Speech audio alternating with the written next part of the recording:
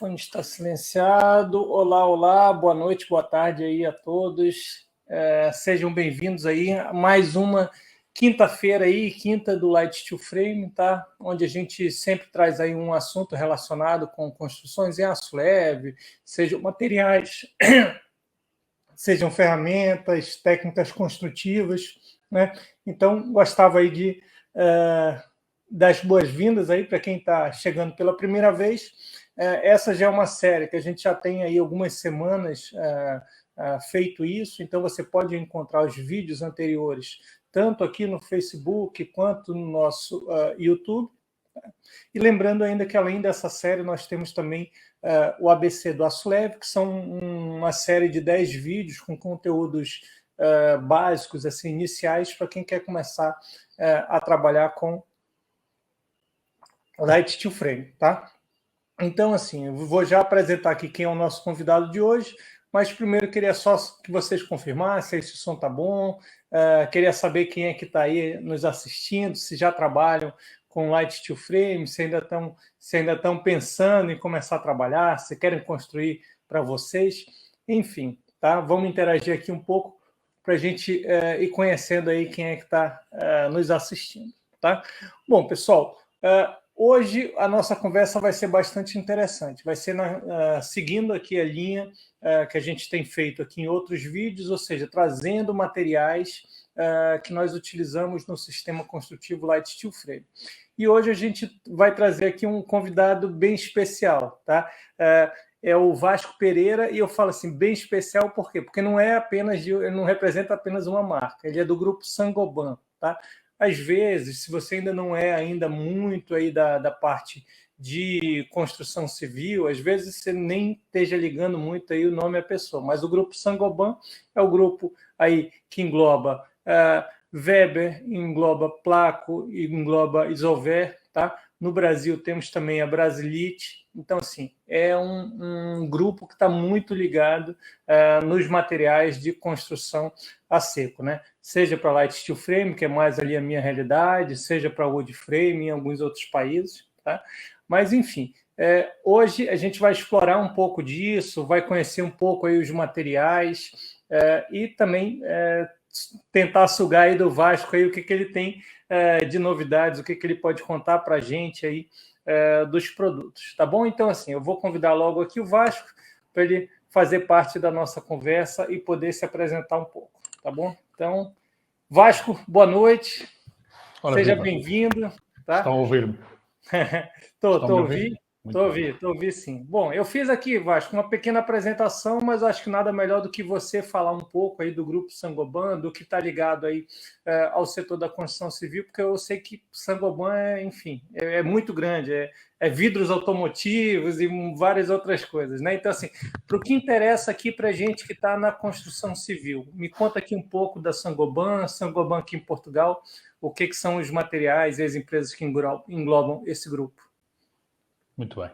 Bom, para começar, muito boa tarde ou boa noite a todos. Obrigado por estarem aqui connosco, por estarem interessados em permanência neste ciclo que o Renato tem animado todas as quintas-feiras e mais tudo o resto que ele vai fazendo, que é muitíssimo, como todos sabemos. Parabéns por isso, Renato. Obrigado também pelo convite. É um gosto estar associado também a esta vossa iniciativa.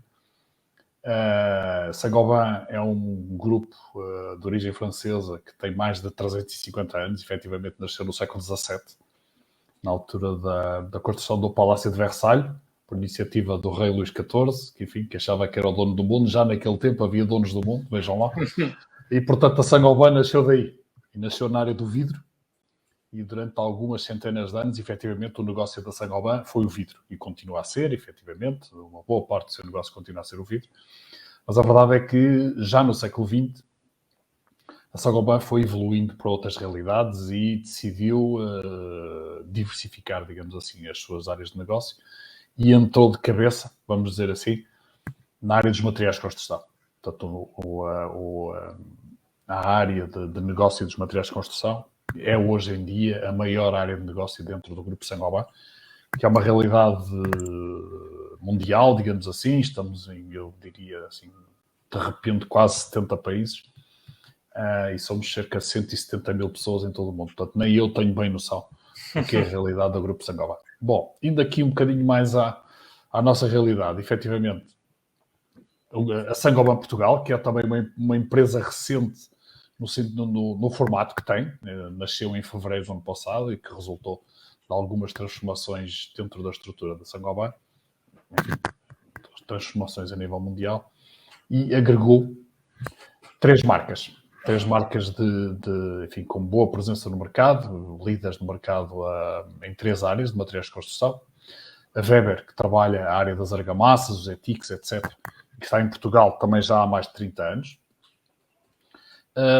E a Placo e a Isover, que tinham uma realidade em Portugal que era uma espécie de braços da organização espanhola. Efetivamente, a Placo e a Isover em Portugal funcionavam como uma espécie de umas regiões espanholas.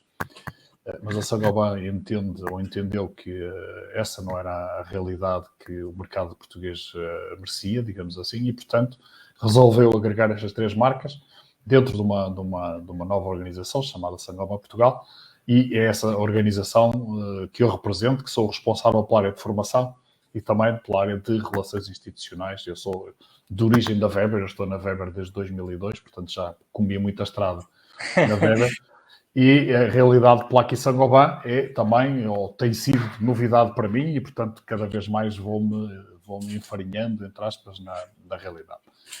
Pronto, e portanto a realidade é esta, portanto Weber, a área das argamassas, dos ETICs, também, portanto, soluções de isolamento posterior para as fachadas. A Placo, soluções baseadas em gesso, portanto gesso, argamassa de gesso, se quisermos dizer assim, e placa de gesso, sobre as suas mais diferentes variáveis, digamos assim. E a Isover, que trabalha a área do isolamento térmico, acústico e ao fogo também, em lamineral. E aqui o conceito de lamineral é um conceito abrangente. A gente vai já explorar isso. Eu sei que há aí algumas questões sobre essa realidade que eu estarei completamente à disposição e tentarei esclarecer, que é um tema recorrente sempre que falamos disto. Boa.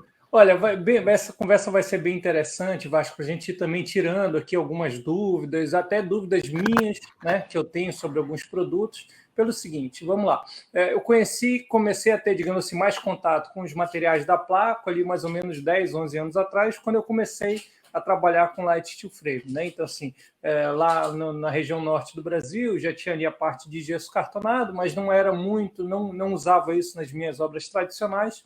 Quando eu comecei a trabalhar com light steel frame, aí sim, a Placo também era muito forte lá no Brasil, era um dos materiais que a gente utilizava no gesso cartonado das nossas obras. Mas naquela altura, assim, o que a gente tinha de opções era placa standard, né? Ali a placa, às vezes o pessoal chama que BA, enfim, a placa resistente à umidade, né? Que a gente utilizava, zonas úmidas e tudo mais, e a placa resistente ao fogo, que eu nunca cheguei a utilizar em nenhuma obra minha residencial, nem nada disso, né?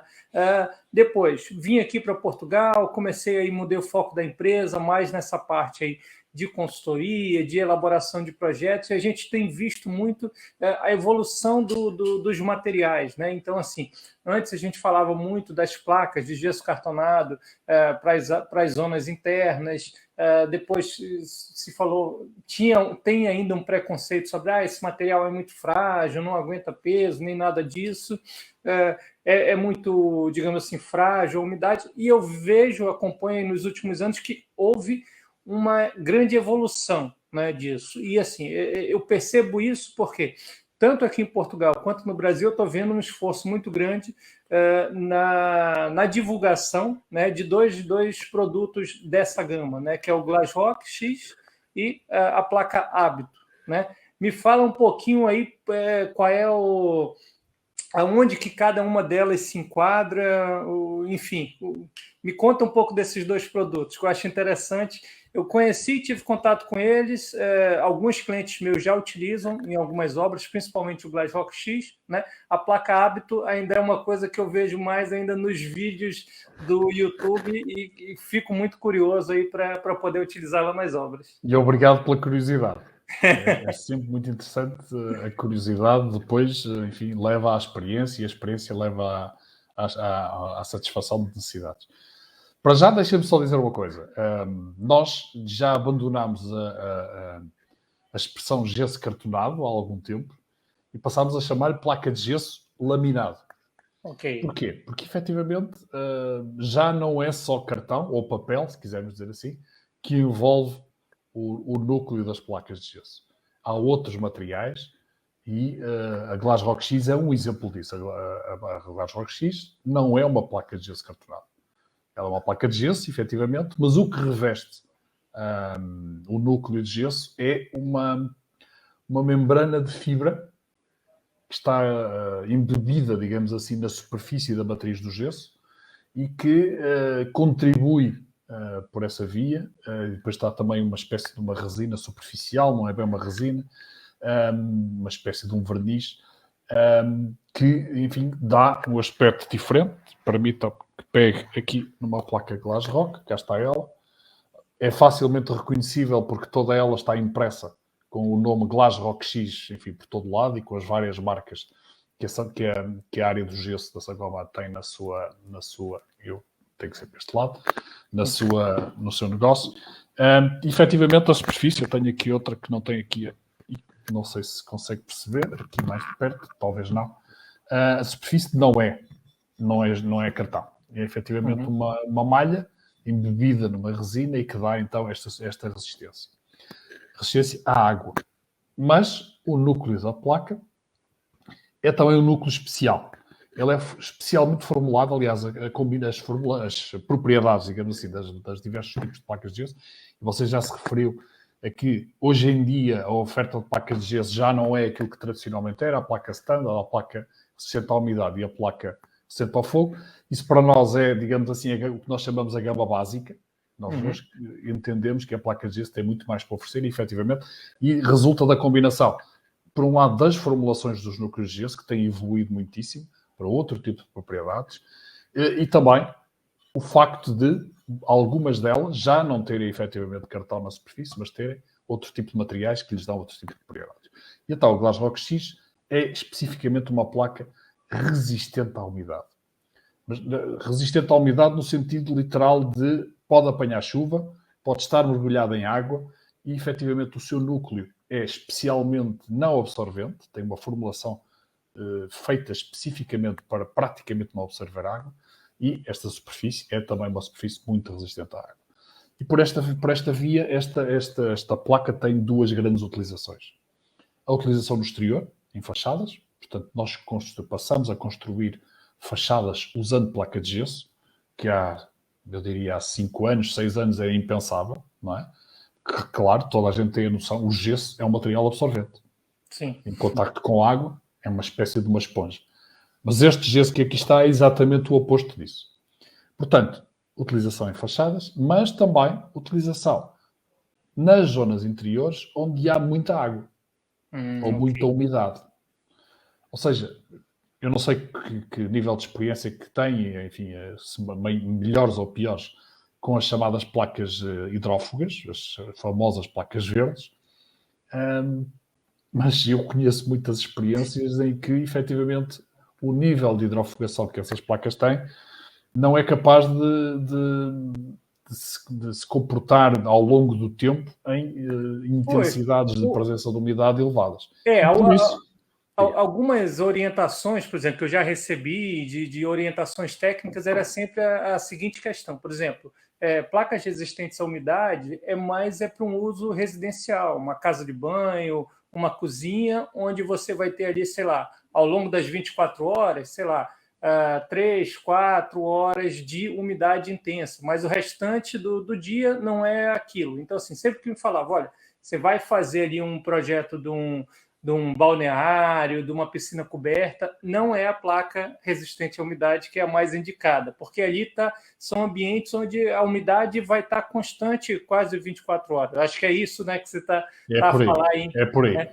É por aí. E, portanto, para além da utilização no exterior, a tendência, julgo eu, irá ser, pelo menos eu, se fizesse um projeto, não sou projetista, mas se fizesse, não usaria placas hidrofogadas no interior e usaria Glass Rock X. E assim, eu já falei aqui, né? Eu tenho um dos meus clientes aqui de Portugal, né? Que é a Obrasnet do Flaviano. Ele já tem utilizado esse material em algumas obras para revestir e às vezes pode até surgir a seguinte dúvida: quem, enfim, está iniciando no aço leve ou quem só viu ali algumas imagens, às vezes fica na dúvida: vem cá, Renato, mas não precisa do OSB, não é o OSB que dá resistência?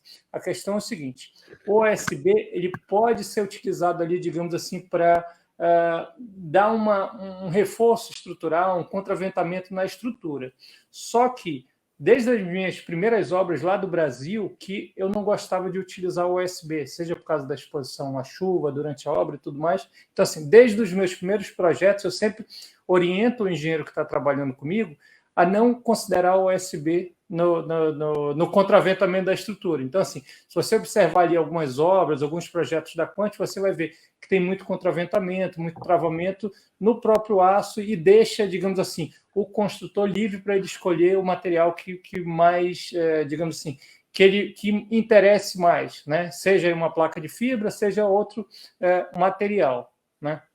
Mas aí, Vasco, me conta aqui. Por exemplo, o Flaviano utiliza ali esse material para revestir as casas, né? Por cima dele, a orientação é colocar ali, aplicar o Etix e tudo mais. A fixação do Etix nesse material continua sendo tanto com a argamassa quanto com as fixações mecânicas? Como que é essa orientação? O parafuso para agarrar nessa placa, o que é? O parafuso de madeira, né? Penso eu. Não exatamente. Me conta aí um pouco, então, isso. Sim, Etix é uma das soluções para revestir este tipo de placas. Efetivamente, nós também podemos prever a necessidade de isolamento no núcleo da própria parede, portanto, usar lã de vidro, por exemplo, para fazer o isolamento no núcleo da parede e, portanto, eventualmente não precisarmos do sistema Etix no exterior, mas, sim, o sistema Etix também se aplica em cima destas placas, colado e com o reforço de fixação mecânica. O reforço de fixação, isso tem sido objeto de algum debate e também de algum estudo. Enfim, nós temos sistemas Etix há muitos anos, enfim, trabalhamos com sistemas Etix há muitos anos, sobre sistemas de paredes tradicionais, alvenarias, rebocos, betão, etc. E, portanto, aí o sistema simplesmente colado garante, enfim, nas situações mais correntes, garante a estabilidade da solução, nomeadamente exposto ao vento. Em sistemas deste tipo, sistemas aligerados com este tipo de placas na fachada, é recomendável uma fixação mecânica complementar. A fixação mecânica, em princípio, deve utilizar os próprios perfis metálicos. Ou seja, deve ser a fixação dos perfis metálicos. Depois depende do tipo de perfis metálicos. E a placa tem também um sistema de fachada integral, chamado Placoterm Integra, que tem também os perfis estruturais, enfim, que são sistemas de fachada que estão agarrados às lajes de betão ou outro tipo de estrutura propriamente do edifício. Nesse caso, são perfis que têm 2 milímetros de espessura de aço. Aqui estamos a falar de um pouco mais, quando falamos dos perfis de light steel, não é? Sim, de aço leve também varia aí, normalmente de 1 milímetro a 2, perfis de parede. A fixação prevê que seja feita diretamente na estrutura. No perfil metálico. No perfil metálico. É possível também, existem soluções de buchas com um tipo de parafuso específico para fazer a fixação na própria placa. A placa é uma placa mais resistente do que uma placa normal, o seu núcleo é uma placa mais resistente, portanto há um tipo de parafuso que consegue garantir uma firmeza adequada neste tipo de placas. É um tipo de parafuso, não é um parafuso de madeira, é um parafuso de rosca também, mas tem um tipo de rosca específico. Enfim, nós usamos ou recomendamos a utilização de uma determinada referência da EJ, que é um dos fabricantes que estão no mercado, e depois está associado a uma daquelas bolachas plásticas que faz a fixação das placas. Isto é especialmente recomendado quando falamos em sistemas de lã mineral. onde a fixação mecânica é obrigatória, para além da colagem. Se estivermos a falar em sistemas com placa, por exemplo, em poliestireno expandido, em situações correntes, portanto, sem exposição demasiado intensa ao vento, a colagem, tem que ser utilizada uma argamassa de colagem adequada. Sim. No caso da Weber, o Weber Thermo Pro, que é a solução que garante mais robustez. A colagem da placa de poliestireno expandido é suficiente. Por exemplo, numa moradia será suficiente. A não ser que seja em Torres Vedras ou em Mafra, onde o vento sopra com aquela intensidade, e aí convém acrescentar uma fixação mecânica.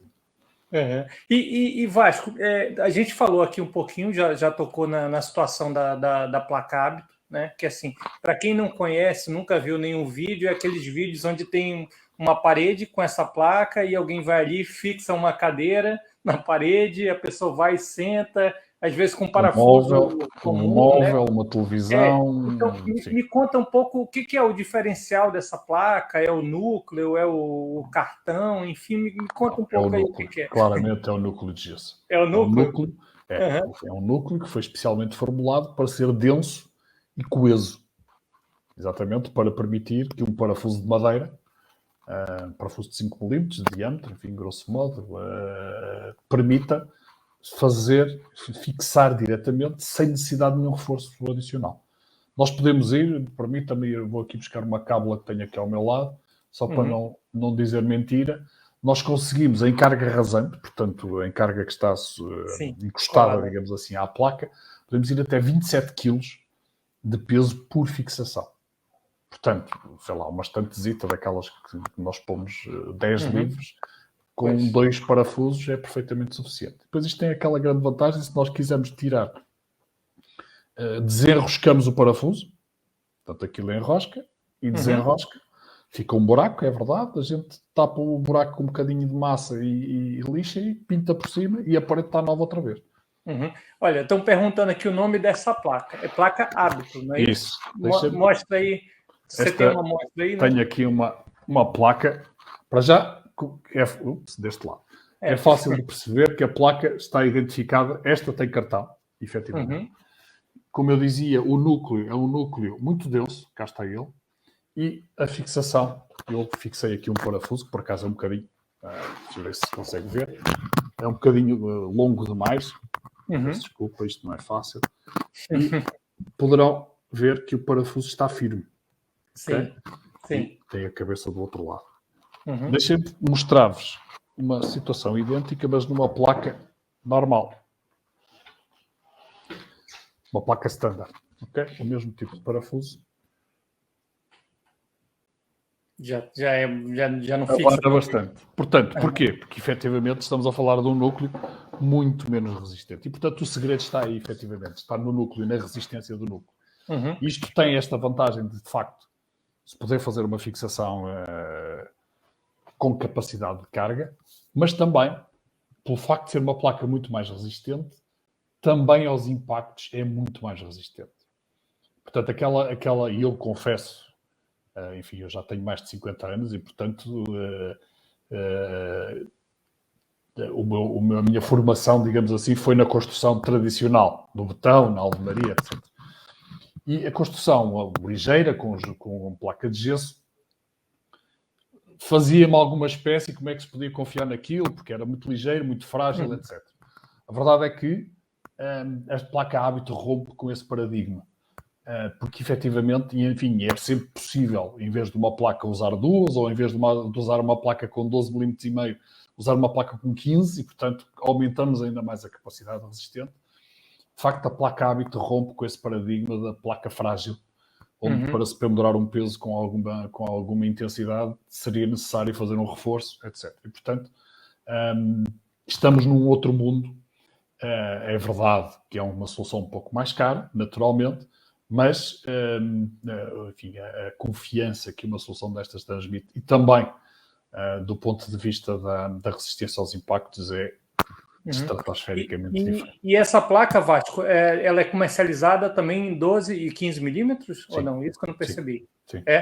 Tá. Tem alguma tem alguma situação onde é recomendável a utilização de plaqueamento duplo também com essa placa hábito, ou na maior parte das vezes vai para depende de várias circunstâncias. Depois, enfim, em função, enfim, numa moradia não será muito frequente a necessidade de usar a placa dupla. Mas, por exemplo, quando precisamos de começar a levantar divisórias com maior altura, sim. Aumentarmos a espessura de placa de gesso contribui para a resistência estrutural, digamos assim, porque precisamos levantar a altura para resistir melhor à encurvadura, etc. Pode ser necessário usar 2 placas. Até, em certas circunstâncias, podem ser usadas 3 placas.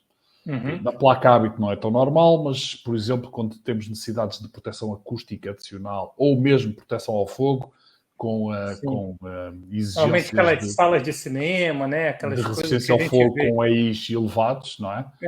Podemos juntar 2, 3 placas, por exemplo, as placas de tipo F, as resistentes ao fogo, e obter certificações de resistência ao fogo elevadas. Pronto, então, olha, surgiu até uma dúvida aqui interessante, que ela tem proteção contra a umidade ou não? Nesse caso, eu teria que utilizar... A hábito. A hábito existe também em versão hidrofugada. Existe em versão normal, se pode chamar normal, é uma placa hábito, mas existe também em versão hidrofugada. Portanto, nós chamamos PPM, as nossas placas hidrofugadas têm a designação de PPM, e, portanto, existe uma hábito PPM também. Ok, e no caso, se for alguma situação, digamos, um prédio comercial, uma sala de cinema, onde eu tenho a exigência ali de usar uma placa resistente ao fogo, no caso eu uso a hábito e uso uma placa a hábito não está necessariamente certificada para... Também existem sistemas, e a placa tem muitas centenas de sistemas, várias centenas de sistemas construídos e a partir de certificação, a partir de testes. E, portanto, aliás, a Placo, eu convido-vos até no site da Placo a encontrarem uma aplicação que está logo no front page do site da Placo, chamada DRT. DRT, que são as iniciais de divisórias, revestimentos e tetos. Revestimentos, chamamos revestimentos àquelas forras adicionais que pomos pelo interior em paredes de alvenaria, por exemplo, em paredes de fachada. E, portanto, essa aplicação, que está, enfim, não tem que ser feito download nenhum, funciona no próprio site. Conseguimos, a partir dos 3 parâmetros que sempre andamos à procura quando definimos os desempenhos das nossas divisórias ou dos tetos, que são o isolamento térmico, o isolamento acústico, a resistência ao fogo e a altura, são os 3 parâmetros fundamentais quando definimos um sistema de divisória, introduzindo ou conhecendo os nossos requisitos, introduzindo esses nossos requisitos no DRT, enfim, uma espécie de parâmetros iniciais, ele lista-nos todos os sistemas que cumprem os requisitos que nós precisamos. E alguns deles, a placa hábito está incluída, naturalmente, porque depois há outros parâmetros adicionais, resistências adicionais, etc, etc. E a ferramenta dá-nos essa... E Vasco, se eu tiver uma carga acima dos 27 quilos aí que você falou, pontual, eu posso utilizar também aquelas buchas específicas para aquelas tipo borboleta, com certeza. Sim. Aqueles vários modelos que tem. Uma bucha do tipo borboleta, nós conseguimos subir a resistência de cada fixação até pelo menos 60 quilos. Nossa, já é bastante, E Vasco, deixa eu ver se aqui, para soluções de sala de cinema, temos a placa, sistema que pode prestação acústica. O José Carlos Pereira é um colega da Placo que é muito mais experiente nesta área do que eu. Ele já correu o mundo a fazer formação sobre Placo, portanto ele está aqui a dar uma ajuda com outras umas dicas. Boa. Vasco, assim, das placas, assim, o que eu conheço de mais novidades eram essas 2. Não sei se tu quer falar mais alguma outra ou... Sim, há várias que não faltam soluções da Placo. Já agora deixem-me só dar-vos aqui uma nota, deixem-me mostrar-vos aqui esta publicação, que é o guia da Placo. Portanto, está disponível online, mas também está disponível em impresso. Convido quem quiser conhecer um bocadinho mais sobre as soluções da Placo, vá ao site da Placo, ele existe em versão digital, pode fazer a descarga. O que é que eu vos queria falar aqui? Deixem-me só... Queria-vos falar de uma solução para pavimentos, por exemplo, já que estamos a falar em construção seca, uma solução chamada Rigidur. Mais uma vez, é uma placa de gesso que tem uma resistência enorme, por isso se chama Rigidur, e que existe uma variante, digamos assim, da utilização desta placa chamada Rigidur Solera. Efetivamente são duas placas coladas uma à outra, que depois estão desfasadas e depois têm um esquema de encaixe lateral mais firme, que serve para preparar pavimentos para depois a aplicação de revestimentos. Portanto, nós ficamos com uma solução com 2 cm de altura sobre, por exemplo, uma lajem em painel OSB ou outro tipo de elemento estrutural, e para preparar a aplicação dos revestimentos, revestimos com este tipo de placa e por cima aplicamos os revestimentos que entendermos, enfim, madeiras, cerâmicas, o que seja, e mesmo com materiais resilientes por baixo para diminuir a propagação dos sons de percussão. Essa placa eu também, essa aí eu não conhecia. E Vasco, vamos lá, deixa eu avançar aqui um pouquinho na nossa conversa. Eu queria falar. Eu estava cheio de vontade, só mostrar uma coisa. Só diz lá, vamos aproveitar aqui. Ela está aqui. Placa de teto. Já que estávamos a falar de placas menos tradicionais, placa de teto para absorção acústica. Ok? Não sei se conhece, tem um isto foge-me daqui de dentro da. Ok? Portanto, para situações onde seja necessário controlar a propagação acústica dentro de um espaço, estas placas perfuradas aplicadas no teto têm um impacto no controle acústico. Isso num restaurante brutal. Faz uma diferença enorme. Muito bem. É isso mesmo.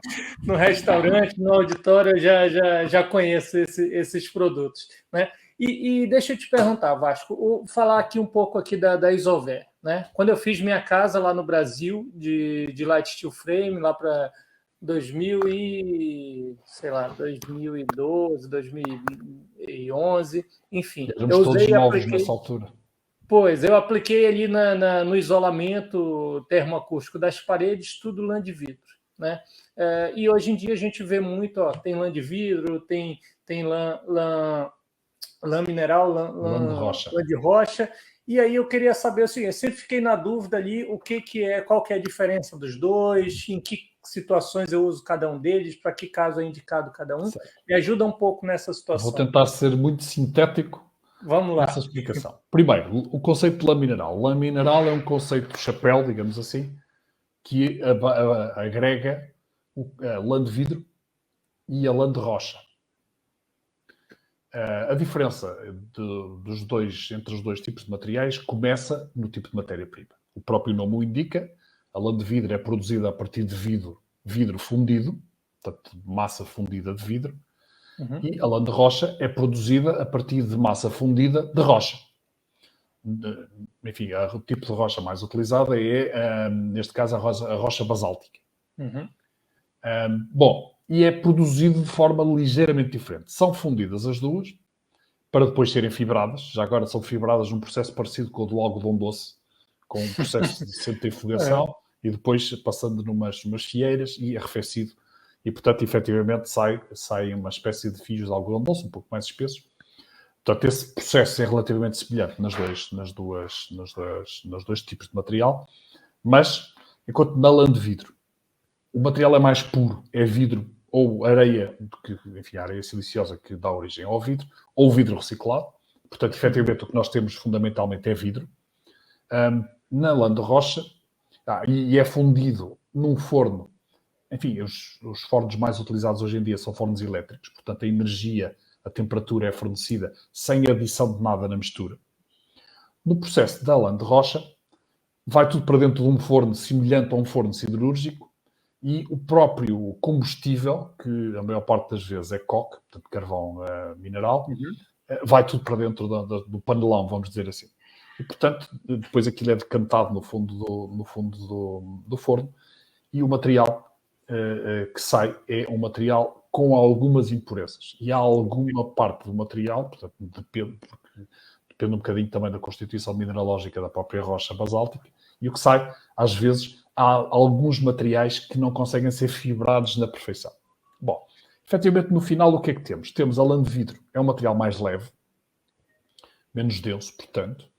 mas também com fibras mais perfeitas e mais longas e também com espessuras mais uniformes. A lã de rocha é um material menos perfeito do ponto de vista morfológico e também do ponto de vista da sua matriz é também menos perfeito porque efetivamente tem mais componentes no seu interior. Não é um material tão puro. Portanto, é mais denso, é mais pesado, mas há outra diferença entre as duas. É que a lã de rocha aguenta temperaturas bastante mais elevadas, até, enfim, à volta de 750 graus, e a lã de vidro é estável só até temperaturas à volta dos 250 graus. Bom, e, portanto, temos aqui claramente uma diferença entre os dois tipos de materiais. Um material é mais leve, menos denso, mais fofo, se quisermos dizer assim, a lã de vidro. A lã de rocha é um material mais pesado, mais denso e que resiste mais à temperatura. E, portanto, quando eu não preciso de resistência mecânica e preciso de potenciar, digamos assim, quer o desempenho acústico, quer o desempenho térmico, eu devo usar lã de vidro. Se eu preciso de resistência mecânica, por exemplo, se eu estou a impermeabilizar a isolar uma cobertura e depois tenho que andar em cima, portanto preciso de resistência mecânica, usarei lã de rocha. Se eu estou a proteger, por exemplo, uma conduta contra o fogo, eu devo usar lã de rocha. Porquê? Porque resiste a temperaturas mais elevadas. Portanto, grosso modo eu diria, sempre que precisamos de bom isolamento acústico e térmico e não precisamos de resistência mecânica, a solução é a lã de vidro. Pronto, porque assim, por exemplo, no caso do aço leve, onde a maior parte das construções são construções residenciais, onde a lã de vidro, enfim, ou lã de vidro ou lã de rocha é utilizada ali no interior das paredes, mais com a função de isolamento acústico, né? No Brasil, a gente chama até de isolamento termoacústico, porque lá a gente não utiliza muito o ETICS. Mas aqui, como o ETICS está presente em quase 100% das obras, eu sempre oriento os construtores, falo, olha, o isolamento no interior das paredes vai ter muito mais a função acústica, porque a térmica, o ETICS é que, digamos assim, está fazendo a maior parte dos trabalhos. Então, nessas situações, digamos assim, em questão de coeficiente de isolamento acústico, a lã de vidro, ela é superior ou ela é igual? Como é que é isso? São relativamente semelhantes. Do ponto de vista acústico, a lã de vidro, depois depende do tipo de lã de vidro, depende do tipo de lã de rocha. Eu tenho aqui dois exemplos, deixem-me mostrar-vos, que são precisamente materiais, ambos para o interior, portanto, quer para tetos, quer para divisórias. Este material que eu tenho aqui é lã de rocha, este material que eu tenho aqui é lã de vidro. Reparem como a lã de vidro é compressível. Ela não tem resistência mecânica, mas eu dentro de uma divisória não preciso de resistência mecânica. Eu preciso efetivamente de muito ar parado. E o que eu tenho dentro deste material, efetivamente, é ar parado, que não se movimenta. E isso é bom para a acústica. Uma dúvida bem frequente, Vasco. Então, o que é melhor para isolamento acústico? É uma maior densidade ou uma menor densidade? É um equilíbrio. É um equilíbrio. Aqui estamos... Mas a densidade... O que conta fundamentalmente é o efeito massa-mola-massa, numa divisória. Portanto, nós temos a massa que é a placa de gesso, podemos potenciar a massa com um tipo de placa de gesso, que já agora também tenho aqui, que é chamada Placofonic, cá está ela, e que se caracteriza efetivamente por ser um material mais denso, são as placas roxas. É um material mais denso e, portanto, por aí consegue até acrescentar à volta de 3 decibel numa divisória. Mas, efetivamente, o núcleo em lã mineral é que representa o papel principal. O que é que nós temos? Temos a onda sonora. Se eu não tiver a lã mineral, temos ar, mas é ar em movimento e, portanto, com alguma facilidade se propaga. Portanto, a missão da lã de vidro, neste caso, é que a onda sonora tenha que atravessar um meio que é difícil de atravessar porque provoca muita divergência da progressão da onda sonora. Portanto, eu diria que do ponto de vista de eficácia, a lã de vidro e a lã de rocha, se não for uma lã de rocha densa, claro, uma lã de rocha de utilizar em cobertura com 150 kg por metro cúbico, esqueça. Mas uma coisa que tenha, enfim, 30 kg, 40 kg à volta disso, tem um muito bom comportamento acústico. Está aqui o Zé Carlos Pereira a dizer, obrigado Zé, na acústica podemos usar os dois dependendo do sistema. e das frequências que se pretende isolar, com certeza. É Vasco, mais ou menos por aí. uma dúvida. Quando eu comecei a trabalhar com lã de vidro, tinha muito aquela situação de irritar muito a pele e tal, isso 10 anos atrás. Ainda está desse jeito? Isso foi evoluído? Como é que... Não, já evoluiu muito. Eu tenho estado com muita frequência, eu pego coisas destas. Mas depende também um bocadinho da sensibilidade pessoal de cada um. Eu, de qualquer maneira, recomendaria que quem trabalha com alguma intensidade com estes materiais deve tentar proteger-se. Sim, pois era comum nas minhas obras, assim, quando era dia de instalar isso, a gente metia aqueles fatos de pintor que ficava só o olho de fora. Nem tanto ao mar, nem tanto à terra, como se costuma dizer. Pois, eu diria que simplesmente uma roupa de manga comprida e umas luvas já são suficientes. Já agora, outra referência importante, que é o nível de partículas que estes materiais libertam não são perigosos para a saúde. Isso está estudado e existem certificações a esse nível. E a própria Organização Mundial de Saúde identifica as lãs minerais para a construção, desde que certificados de certa maneira. Existe um certificado chamado EUCEB, que se observadas as características desse tipo de ensaios, essas lãs minerais estão garantidas relativamente à não perigosidade por inalação. A questão da irritação, efetivamente os materiais evoluíram muito, portanto já são cada vez menos irritantes, mas depende um bocadinho da sensibilidade de cada um. E aqui a Isover comercializa os dois materiais, Sim, já agora deixem-me explicar. Isover vem das palavras isolamento e vidro, em francês, isolation ver, portanto daí nasceu Isover. E sim, a determinada altura do seu percurso, Saint-Gobain, nas suas aquisições de marcas e de empresas que foi fazendo, adquiriu também um negócio onde estava incluído um negócio de lã de rocha. E, portanto, sim, a Isover fabrica e comercializa soluções em lã de vidro e em lã de rocha. Então pronto. Bom, Vasco, vamos caminhando aqui mais para o finalzinho aqui para a gente falar um pouco aqui das soluções da Weber, né?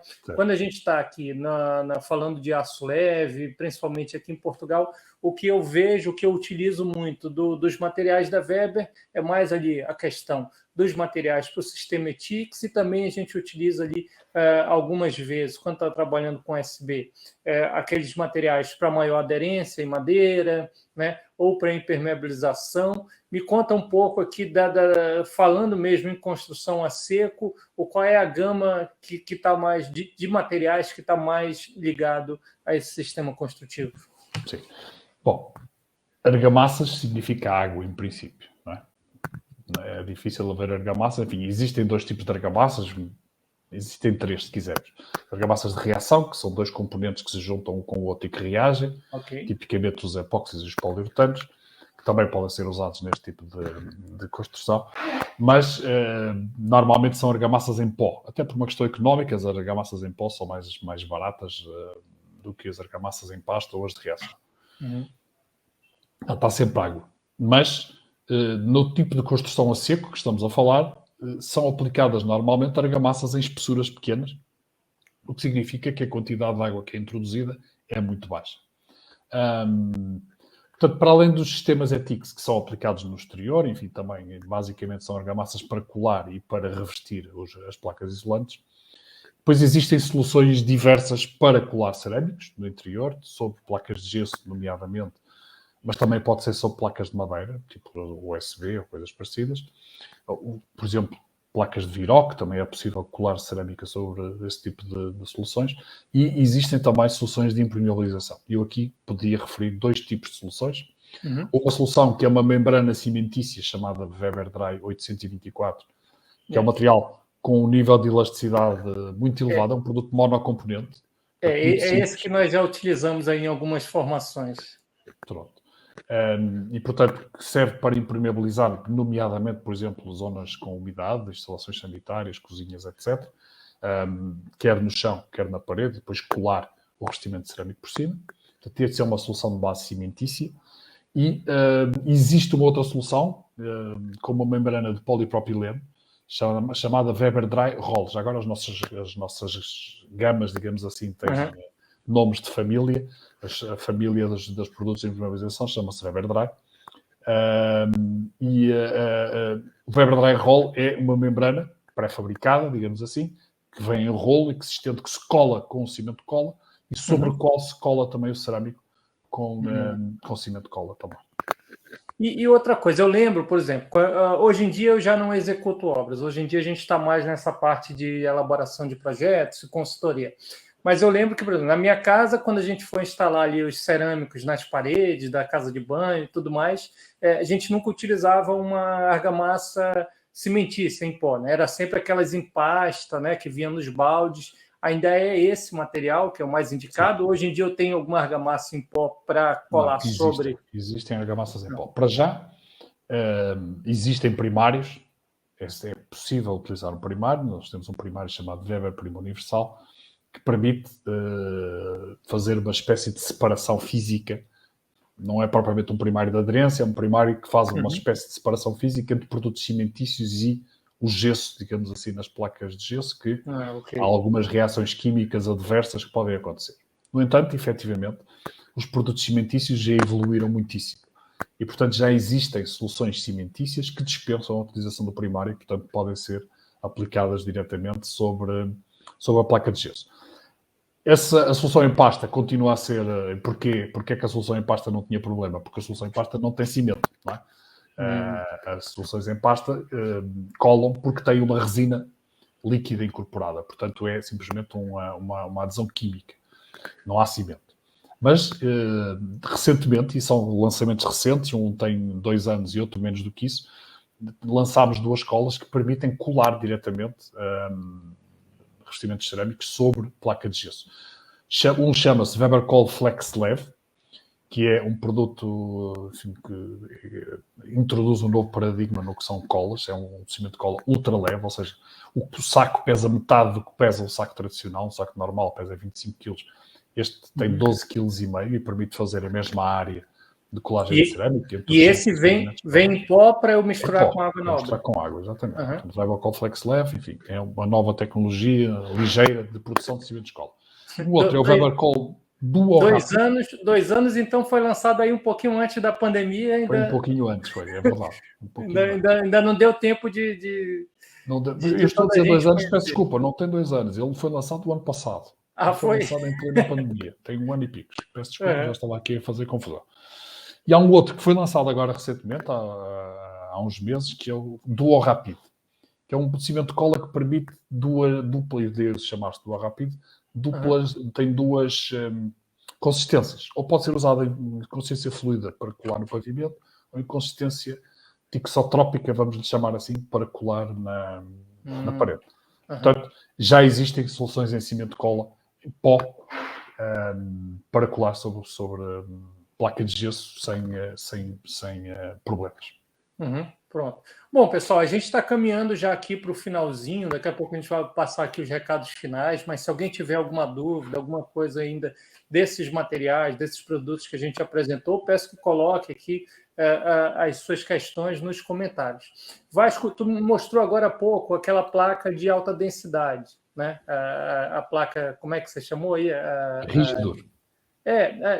Eu achei até que seria a mesma da Hábito, mas não, vocês têm 2 produtos. Uma é de alta densidade, outra é a Hábito, é isso? Sim, são produtos com funções diferentes. Esta Rigidor que eu falei é para uma aplicação mais em pavimentos, chamada Rigidor Solar.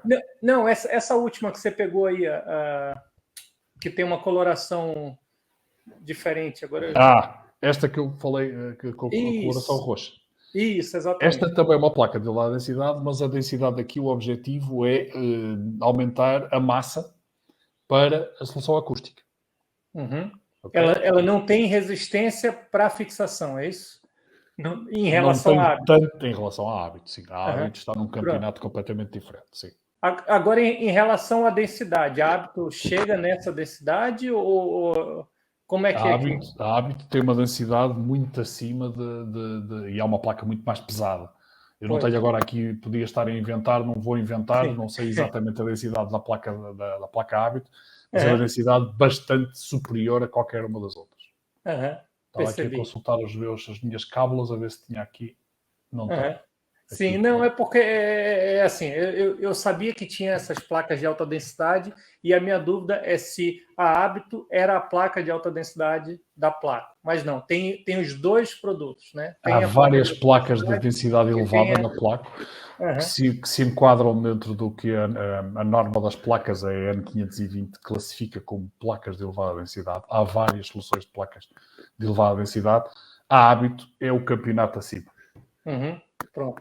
Bom, Vasco, a maior parte digamos assim, do pessoal que acompanha a Quant ou que participa dos cursos são mesmo construtores ou aplicadores. E aí eu queria era saber o seguinte: várias vezes vão surgir dúvidas, qual é o material mais adequado, enfim.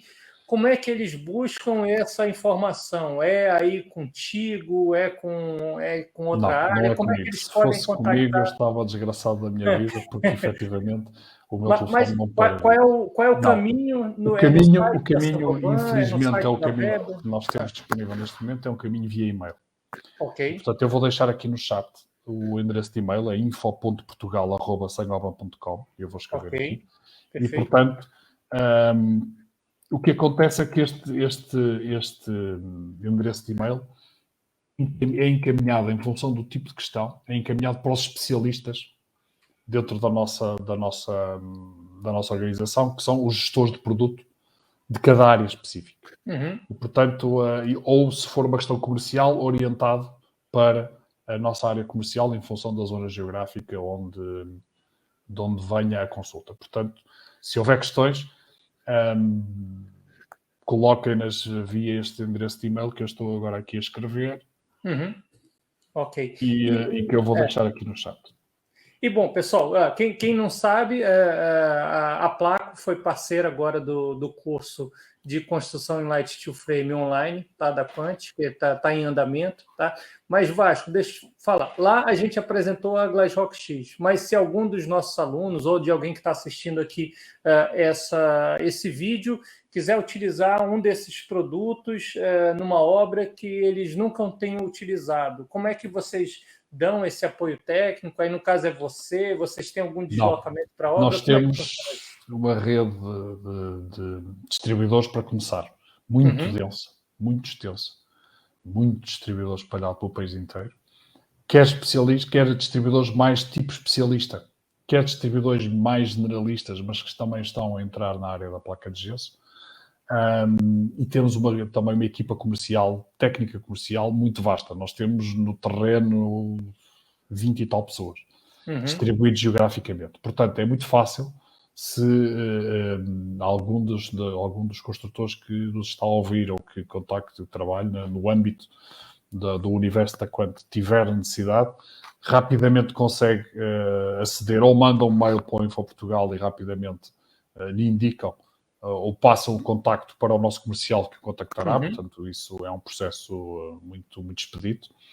Também no site da Weber, por exemplo, existe a localização geográfica de todos os nossos distribuidores. Portanto, simplesmente fazendo uma pesquisa pela zona geográfica que se consegue encontrar quem são os nossos distribuidores na zona. Portanto, não é nada difícil aceder aos produtos da Saint-Gobain, neste caso das três marcas. Nós não comercializamos diretamente aos construtores. Portanto, isso é uma política já definida há muitos anos. A não ser alguns aplicadores, nomeadamente aplicadores de fachadas, que, enfim, que também já têm uma relação histórica connosco. Portanto, o processo tradicional, mesmo através das cadeias de DIY, que nós chamamos as grandes superfícies de bricolagem, também já começam a ter estas soluções, enfim, já são clientes da Weber há muitos anos, mas também na área da placa e da Isover, as nossas soluções começam a estar disponíveis nessa cadeia, nessa rede de distribuição. Portanto, é fácil de aceder às nossas soluções. Se quiserem conhecer mais sobre as soluções, eu aconselho-os a darem uma visita aos nossos sites, quer a Weber, quer a Placo, quer a Isover, têm sites próprios que eu sugiro que possam consultar. E há muita informação, há mesmo ferramentas de apoio digitais nos próprios sites tentem encontrá-las e de certeza que vão encontrar apoio. O José Carlos Pereira já se adiantou, já colocou aqui nos comentários aqui os sites. Muito bem, obrigado, Zé. Mas é isso. Olha, Vasco, muito obrigado aí pela parceria, muito obrigado aí por essa conversa de hoje à noite. Tenho certeza que a gente ainda vai fazer aí vários eventos.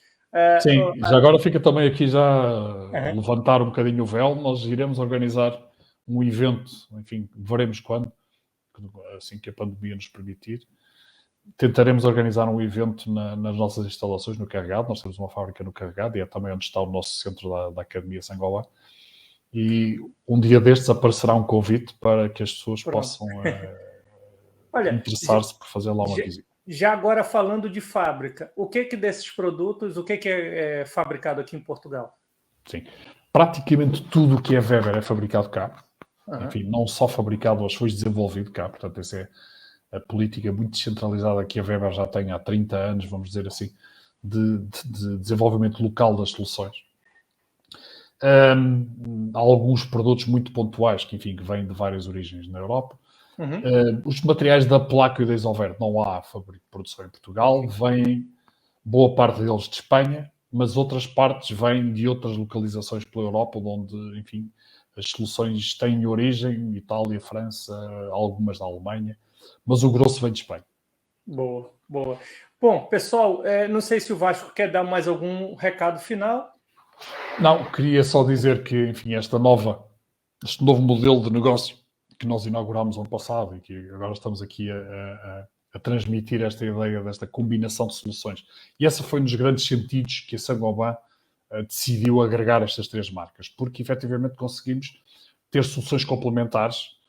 Portanto, a Isover complementa as soluções da Placo, a Weber complementa as soluções da Placo, complementa as soluções da Isover. Portanto, conseguimos articular as soluções das três marcas em sistemas, vamos dizer assim, e hoje em dia, cada vez mais, a tecnologia construtiva baseia-se mais em sistemas e menos em produtos, mais em soluções e menos em produtos, e é por aí que nós entendemos que temos também um contributo a dar no desenvolvimento das várias áreas de negócio e das várias frentes, digamos assim, das tecnologias construtivas.